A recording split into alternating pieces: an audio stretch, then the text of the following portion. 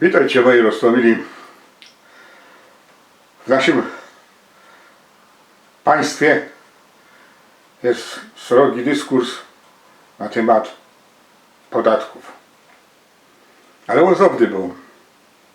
I zobdy ci, co rządzą, chcą jak najwięcej podatków wziąć, a jak najmniej za to dać. No ale ktoś powie, no ale skąd te podatki się wzięły?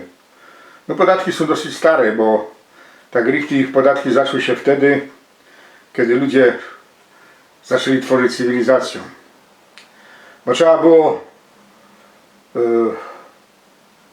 zapłacić za ochronę, trzeba było zapłacić za to, żeby cię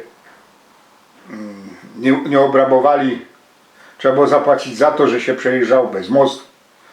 Temu, kto ten most wybudował, trzeba było zapłacić za przejazd drogą, czyja ta droga była. No to były pierwsze podatki. One się roztomacie nazywały, ale to trzeba powiedzieć, że to były podatki. Tak samo miasta zbierały podatki, jak z daleka jechali jakieś Tatary, to żeby te Tatary ich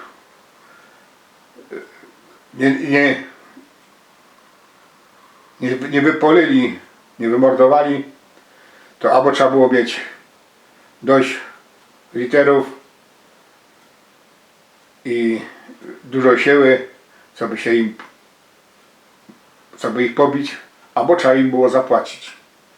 No i tak się stworzyły podatki od majątku. Bo wiadomo, najbardziej się boi ten, że zostanie okradziony krymo.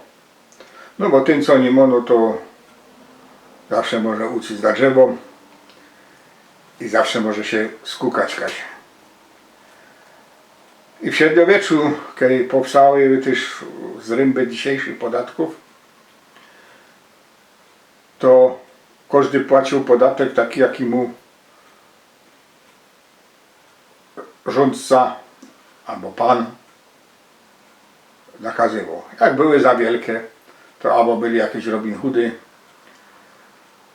albo jakieś inkrzes, co się po lasach kryli, żeby nie płacić podatków, no a jeszcze, żeby okraść tych bogatszych. I którzy tam jeszcze się dzielili z tymi biedniejszymi, żeby te biedne ich tam wspomagali, ale też musieli te biedne im zapłacić jakiś sztojer w jedzeniu albo w obliczu.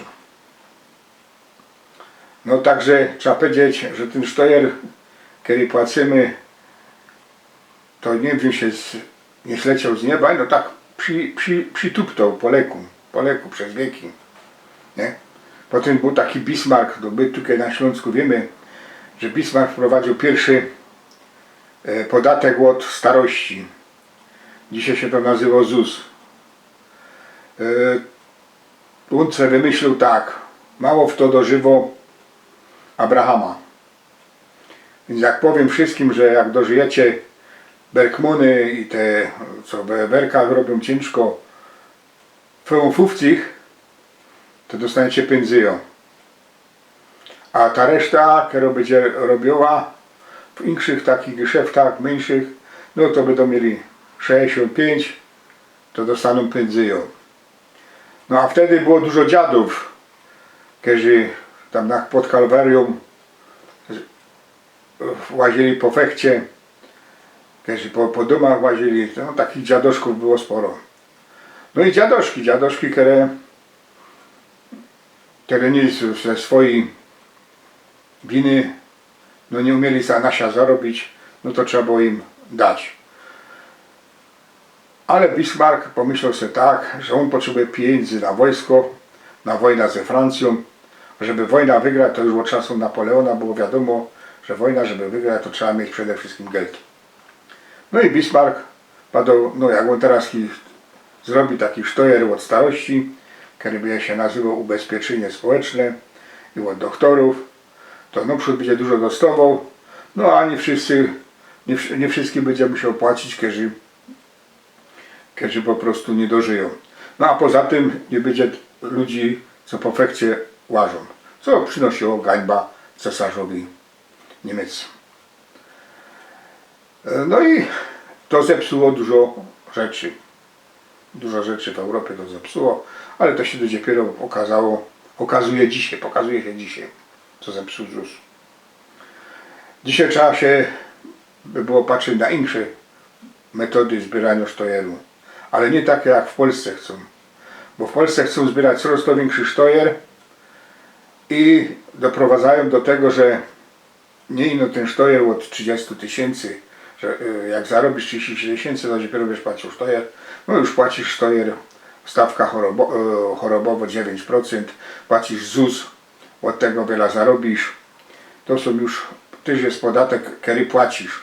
Oni go dają to składkami, ale to jest wszystko jest sztojer. Ale trzeba nazywać po prawdzie. Sztojer.